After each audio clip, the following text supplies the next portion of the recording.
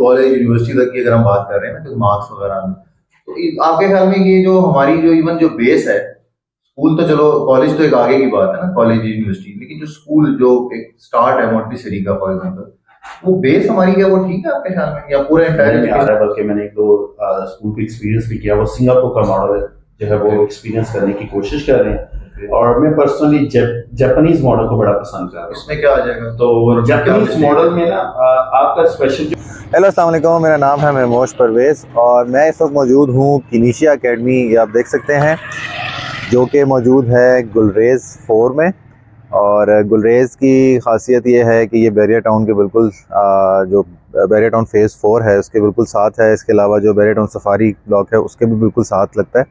और यहाँ मेरा बेसिक मकसद आने का था, जो मोहम्मद सलमान साहब हैं, जो यहाँ पे टीचिंग करते हैं, जिनकी अपनी ये एकेडमी है, और उनके साथ कुछ डिस्कशन जो एजुकेशन सिस्टम हमारा इस टाइम पे पाकिस्तान में है ओवरऑल, उसके ऊपर भी, और इसमें क्या इम्प्रूवमेंट्स लाई जा सकती हैं, तो उस पर इनके साथ कुछ डिस्कशन करते हैं। तो चलते हैं इनके पास फिर। अस्सलाम वालेकुम सलमान सर, कैसे हैं आप? ठीक ठाक हैं? वालेकुम अस्सलाम महमूश, अल्हम्दुलिल्लाह। सर बहुत शुक्रिया आपके वक्त का, आपने अपने कीमती वक्त से और अपने बिजी स्केड्यूल से हमें थोड़ा सा टाइम दिया। तो कोशिश करेंगे आपसे कुछ अच्छी बातें करें, और क्योंकि आप एक एजुकेशन सिस्टम का हिस्सा हैं तो माशाल्लाह आपका काफ़ी एक्सपीरियंस भी हो गया। तो मैं बल्कि एंटर हुआ ये देख रहा था, माशाल्लाह आपकी काफ़ी जो स्टूडेंट्स के नंबर वगैरह देख के मुझे बड़ी खुशी हुई कि हमारा जो है फ्यूचर है वो इतना अच्छा है। लेकिन उससे मुझे एक सवाल भी माइंड में आया कि यही बच्चे ये जो नंबर ले रहे हैं, और मतलब हम भी इसी स्टेज से गुजरे हैं, हमारे साथ भी लोग थे और फिर हमारे बाद भी, और माशाल्लाह हजार हजार नंबर लेने वाले। लेकिन मैंने सबको देखा है कि जब आप एक प्रोफेशनल लाइफ में जाते हो तो उस वक्त आप इतने कॉन्फिडेंट नहीं होते, मतलब ये नंबर्स यहीं पे रह जाते हैं, मुझे ऐसा लगता है, फील होता है। और आगे जाके ये बच्चे उस तरह कामयाब नहीं होते जिस तरह हमें लगता है कि ये जाएंगे और बस छा जाएंगे। क्या आपने कभी ऐसा नोटिस किया, या आपको कोई इसके बारे में? आपका पॉइंट ऑफ व्यू ठीक है, बीइंग एन एजुकेशनिस्ट मैं भी यही फील करता हूँ। बट आपका आंसर करने के लिए मेरे पास एक छोटी सी स्टोरी है जो किसी मोटिवेशनल स्पीकर से कभी सुनी थी। बेसिकली ये लीड करती है इमाम गजाली के पॉइंट ऑफ व्यू से। अगर आप उनकी हिस्ट्री उठाएं तो उन्होंने 6 साल ऐसी स्ट्रगल की थी, पैदल वॉक करके अपने टीचर से सीखा था, क्योंकि at that time, particular time, जो तालीम थी वो हर आदमी की दस्तरस में नहीं थी। वो लगन, वो जुस्तजू, उसकी कमी है। हम ये देखते हैं कि आज कहते हैं कि प्राइस पे करना पड़ती है। इस दुनिया में कोई चीज़ फ्री नहीं है। वो फ्री का जो वर्ड है ना, उसको इस सोसाइटी ने, खासतौर पर हम अपनी कंट्री की बात करें तो हर एक ने उसको गलत समझ लिया, क्योंकि जो मुफ्त की बात है, उसको प्राइस पे करने की बात है, उसको ले गए सिर्फ मॉनेटरी टर्म्स के अंदर। That's the only the point. जो पे करने वाली प्राइस है वो है आपका टाइम, एग्जैक्टली, वो है आपका सेक्रीफाइस, वो है आपकी रात की नींद। और आज आपको पता है हमारा नौजवान रात की नींद में क्या कर रहा है, वो एडवांसमेंट के नाम पे क्या कर रहा है। उसके पेरेंट्स ने सिर्फ एक ड्यूटी को परफॉर्म कर रहे हैं, वो है हैवी फीसेस पे करना। हैवी फीस पे करने के बाद वो भी बड़ी ज़िम्मा है, और स्टूडेंट समझता है कि मैं स्कूल और एकेडमी जाके आके फ्री हो गया हूँ, अब मेरे अच्छे मार्क्स आ जाएंगे, मेरे अच्छी जगह पे मेरी कामयाबी ही मेरा मुकद्दर बन चुकी है। और ऐसा नहीं तो ठीक है, ये तो स्कूल कॉलेज यूनिवर्सिटी तक की अगर हम बात कर रहे हैं ना, तो मार्क्स वगैरह में, तो आपके ख्याल में ये जो हमारी जो इवन जो बेस है, स्कूल तो चलो, कॉलेज तो एक आगे की बात है ना, कॉलेज यूनिवर्सिटी, लेकिन जो स्कूल जो एक स्टार्ट है मोंटेसरी का फॉर एग्जांपल, वो बेस हमारी क्या वो ठीक है आपके ख्याल में, या पूरा एंटायर एजुकेशन सिस्टम की अगर बात करोगे? मेरा अगला पॉइंट वैसे यही बनता है, आपने अच्छा क्वेश्चन किया है। उसके ऊपर बात करें तो ये फाउंडेशन का ही इशू है, और ये फाउंडेशन किसी एक पर्सन, एक फैमिली या एक स्कूल तक लिमिटेड नहीं है। ये पूरे एक एजुकेशन सिस्टम का प्रॉब्लम बन चुका है, जिसको अनफॉर्चुनेटली अभी तक रियलाइज नहीं किया जा रहा। आज भी हमारे पास जो बुक्स सिलेबस के अंदर पढ़ाई जा रही हैं वो 10-10, 12-12 साल, 15 साल पुराना सिलेबस है। बिल्कुल। तो आप क्या समझते हैं कि इस सिस्टम के साथ हमारा बच्चा CSP बन जाएगा डायरेक्टली? इसी सिस्टम के साथ उसको 2-2 साल किसी एकेडमी में जाके CSS की तैयारी नहीं करनी पड़ेगी? ये रूट्स के प्रॉब्लम है। हम उस रूट्स के ऊपर, ये ओपन एंडेड डिबेट है, कंटिन्यू कर सकते हैं, लेकिन समझने की जरूरत है कि स्टार्ट कहाँ से लिया जाए।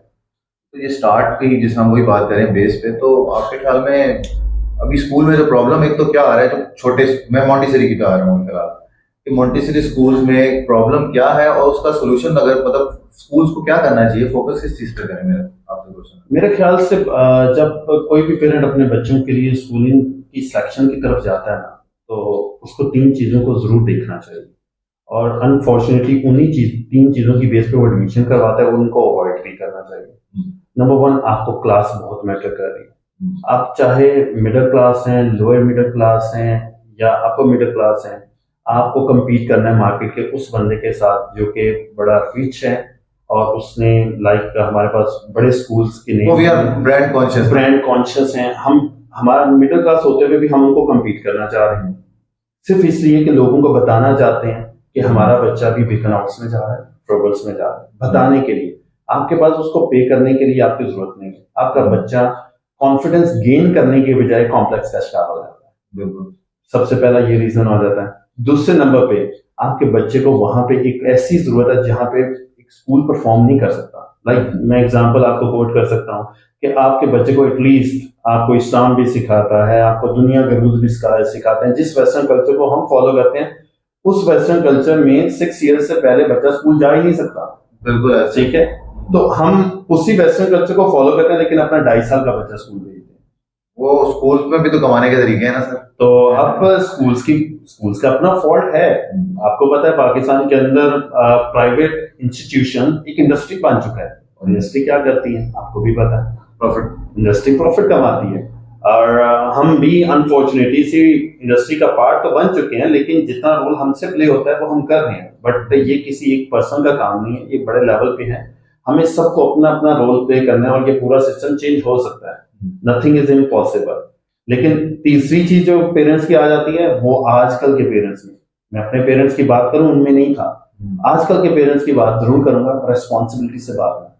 वो समझते हैं हमने 10,000 स्कूल को फीस दिया, स्कूल हमारे बच्चों को एजुकेशन देगा और उनकी परवरिश भी करेगा। स्कूल परवरिश नहीं कर रहा, ना ही करेगा।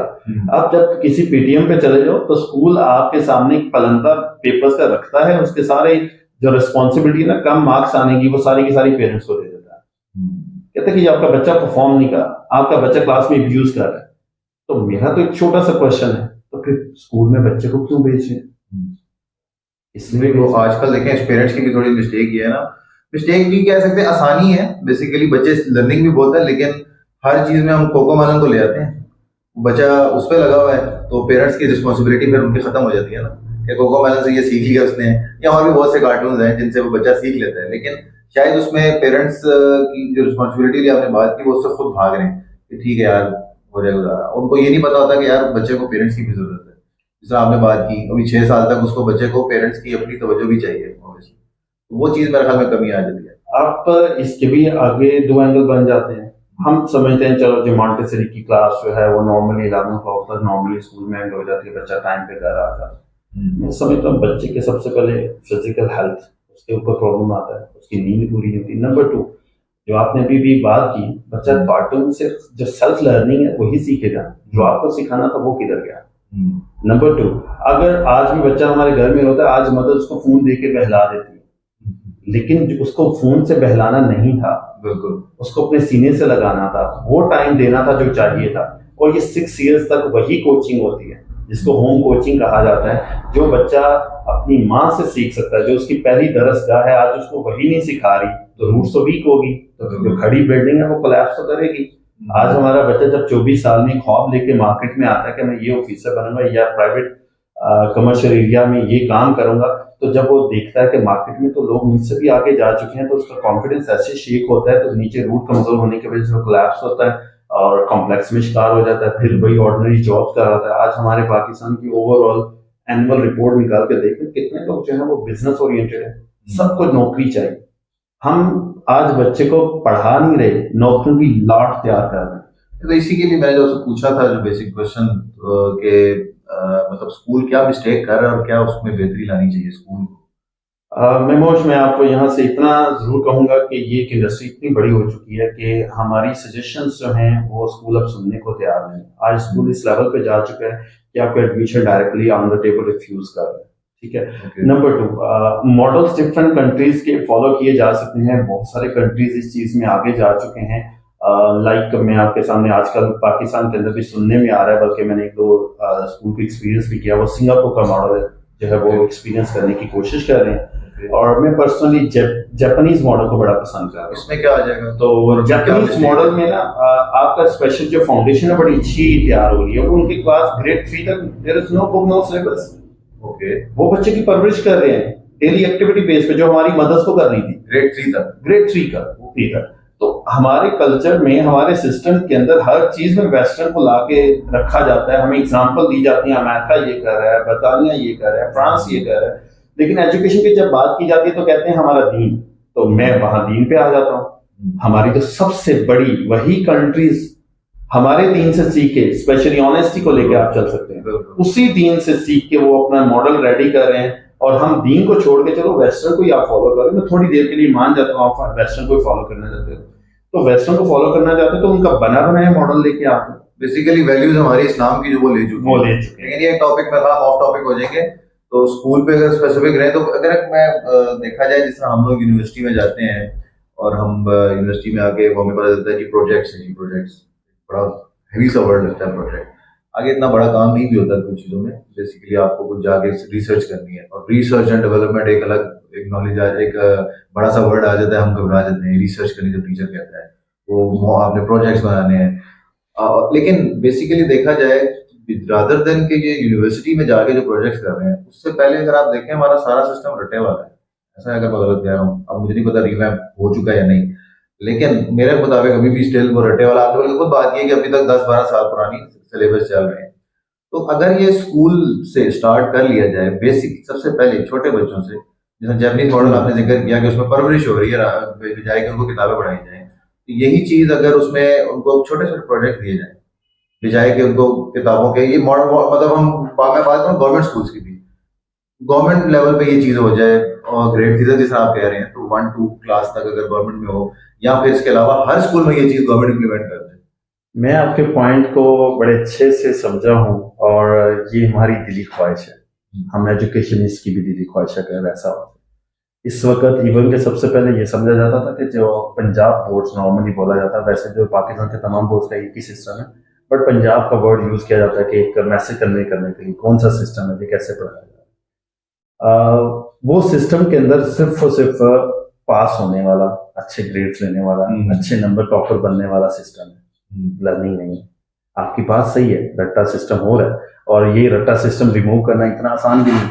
वहां पे आजकल हमारे पास बड़ी अच्छी एक आजकल बात ये भी चल रही है कि हमारा फेडरल बोर्ड इसमें काम कर रहा है, बट फेडरल बोर्ड की डायरेक्शन ठीक नहीं है। मेरी पर्सनल ओपिनियन है उस पर। फेडरल बोर्ड ने किसी ना पौधा होता है ना, उसके टॉप से उसकी ना इम्प्रूवमेंट के ऊपर वर्किंग शुरू की है, जैसे उसकी रिफाइनमेंट के ऊपर काम करना चाहिए, रूट्स को छोड़ दिए। वो एसएलओ बेस का एक कॉन्सेप्ट दिया उसने, स्टूडेंट लर्निंग आउटकम्स के, बच्चा जो है वो कंसेप्चुअल बेस पे पेपर देगा, बट उसकी बेस नीचे से रट्टा लगाने वाली आ रही है। बच्चा टेक्निकली इंप्रूव करने के बजाय नीचे जाना शुरू हो गया, उसके मार्क्स नहीं आ रहे। और अनफॉर्चुनेटली बहुत सारा पेरेंट्स और स्टूडेंट पंजाब फेडरल बोर्ड को छोड़ के पंजाब बोर्ड के स्कूल ढूंढ रहे हैं, जो कि हमारे प्रेमिसेस में भी ऐसा है नहीं। लेकिन अगर एक भी पंजाब बोर्ड का कोई स्कूल खुल गया ना जो रावलपिंडी बोर्ड से एफिलिएटेड हुआ, तो वो सारे का सारा बच्चा इधर आ जाएगा, क्योंकि हमने हैबिट डेवलप कर दी है कि आपको मार्क्स गेन करने, मार्क्स की रेस ऐसी दौड़ पड़ी है, टैलेंट की जरूरत ही नहीं रही। इवन के सबको पता है ये degree it is a piece of paper जो कि आपको किसी भी जगह पे टेबल पे पहुंचाती है। टेबल से आगे आपने जाना है तो अपने टैलेंट पे। हमारे बच्चे के अंदर आज उसी चीज का फुकदार है।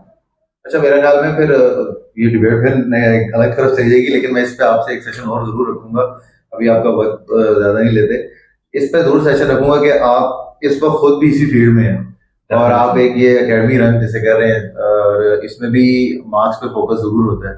स्टूडेंट्स का भी फोकस है, टीचर्स का भी फोकस है, और पेरेंट्स का तो है ही है कि यार मेरा बच्चा इस एकेडमी जा रहा है तो मुझे ये 900 नंबर चाहिए, मुझे 800 नंबर जितने भी चाहिए। तो इस पे मैं आपसे एक जरूर सेशन इंशाल्लाह रखूंगा। बेसिक जो इस टाइम हमारा था कि जो बेस उस पर क्या होनी चाहिए, हमने जापानीज मॉडल की एग्जांपल दी कि ये चीज इंप्लीमेंट होनी चाहिए। तो इस पे बस एक छोटा सा क्वेश्चन अगर मैं एक्सपेंड करता हूँ कि क्या आपके मुताबिक इतना इजी है ये रीवैम्प पूरा का पूरा एजुकेशन सिस्टम करना गवर्नमेंट के लिए या स्कूल्स के लिए, एकदम एंटायर चेंज करना entire simple as we think? इस पे टाइम लगता है, लेकिन एटलीस्ट हमें इनिशिएटिव तो लेना चाहिए ना। अगर आज स्टार्ट करेंगे तो 1 year, 2 year, 5 year, 10 years, at least next generation तो हमारी जो है वो ये चीज सफर नहीं करेगी। क्या आज हमारा, आप नहीं देख रहे पिछले 2 ईयर्स में क्या हो, हमारा जितनी भी नेशन है सारी की सारी फॉरेन कंट्री में जॉब ढूंढने जा रहे हैं। तो ये जॉब का कॉन्सेप्ट खत्म करने के लिए रूट ठीक करनी पड़ेगी, तो उसके लिए इनिशिएटिव लेना है। तो ये एजुकेशन पूरे सिस्टम को चेंज करने की जरूरत है, सिस्टम को रूट से चेंज करने की जरूरत है। मैं कहता हूँ कि आज ये मॉन्टेसरी से स्टार्ट करते हैं, पहले 1 ईयर 2 ईयर में मॉन्टेसरी को डेवलप करें, फिर प्राइमरी पे आ जाए, बिल्कुल एलिमेंट्री पे आए, सेकेंडरी पे आए, हायर सेकेंडरी पे आए। ये हायर सेकेंडरी से रिवर्स क्यों चल रहे हैं, इससे बेनिफिट्स कहाँ से हैं, कैसे काउंट करें कि हमें बेनिफिट्स मिले? इसमें हर्डल्स भी आएंगे, तो किस पे, एक तो आपसे मैंने आपके जो आपसे पहले बात की, दूसरा इसमें हर्डल्स क्या आ सकते हैं, इसके ऊपर सर मैं आपके साथ एक सेशन जरूर रखूंगा। और इस वक्त आपका फिर मैं वो कीमती वक्त आपने दिया मुझे, उसके लिए बहुत बहुत शुक्रिया। इंशाल्लाह मैं आपसे नेक्स्ट जो है ये 2-3 और चीजें सोच के आऊंगा और आपके साथ मुलाकात करेंगे। Thank you so much. बहुत शुक्रिया।